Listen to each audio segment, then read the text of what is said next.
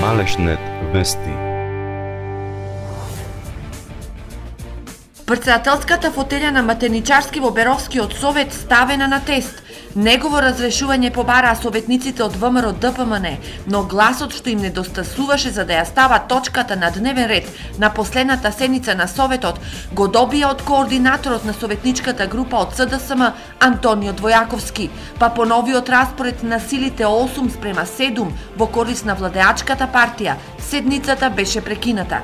Двојаковски со гласањето за смена на Матерничарски предизвика лавина реакции во јавноста пред сека беровската опозиција, кои овој потек на Двојаковски го толкуваат како забивање нож в грб на претседателот на советот, но и на СДСМ. Сепак, никој од актерите во овој пресврт во Беровскиот совет не сакаше јавно да даде изјави и да одговори дали е во прашање лична нетрпеливост на двојцот Матерничарски Двојаковски, па секе се заврши со смената на Матерничарски од претседател на советот или на повидок е освојување на ВМРО ДПМН на мнозинството на советот. Но како и да е, оваа ситуација му отвори работа на Заев, кој е во постојана комуникација и со Матерничарски и со Двојаковски.